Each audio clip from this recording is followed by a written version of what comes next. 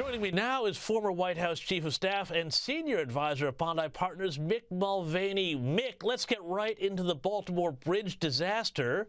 And I want to ask you about this, another gaffe from the leader of the free world. In an attempt to express his sadness over the bridge collapse, Biden made up a complete lie. Have a listen to this. At about 1:30, container ship struck the Francis Scott Key Bridge, which I've been over many, many times commuting from the state of Delaware in our train or by car.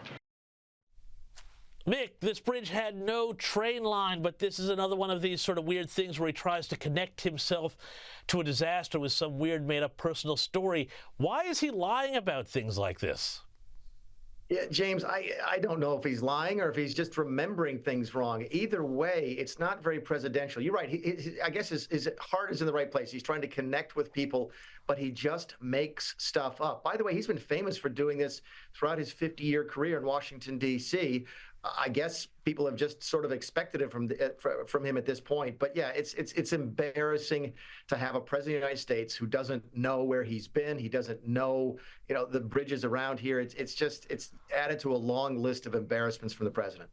Absolutely shocking. Now, let's move on to other news here, because in New York, Joe Biden has just shown up in Manhattan for what they're hoping to be a $25 million fundraiser with Bill Clinton and Barack Obama, which is going to feature every celebrity from Stephen Colbert to Lizzo performing there. Now, a lot of money, but are the Democrats, Mick, repeating their 2020 mistake of running a Hollywood-heavy campaign? To a certain extent, yes. And granted, $25 million is a lot of money to raise. It's probably going to set a record for the largest political fundraising event in the history of the nation. But you're absolutely right. It sounds very, very tin-eared. Plus, James, but I think a lot of people are just now starting to realize, in that star-studded sort of alignment of all the people who were there, Joe Biden's not one of the stars. Bill Clinton will outshine him. Barack Obama will outshine him. Most of the celebrities will. He's going to be, as he has been for a long time, sort of an afterthought at his own event. So, look, they're going to raise a lot of money. That's important in this business. There's no question about it. Donald Trump has actually taken advantage of it by going to a funeral of a slain policeman just on the other side of the city at the same time. So he's trying to take advantage of this misstep by the Democrats. At the end of the day, $25 is a lot of money.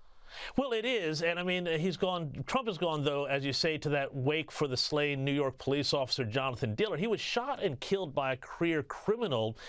Is this going to allow him then to focus on this kind of gap between the elites in their big fundraisers and everybody else who has to deal with the sort of crime and mayhem and nonsense on the streets that, of course, took this police officer's life? Yeah, as I'm sitting here talking to you now, the events are going on, and that's exactly the narrative you're seeing on social media, is that Joe Biden is out of touch. He's back off with his Hollywood friends. It's the liberal elites, and Donald Trump is caring about ordinary people. So again, Biden's going to make a lot of money, but I think at the end of the day, Trump will win this battle. He will win this day in the political battle for voters.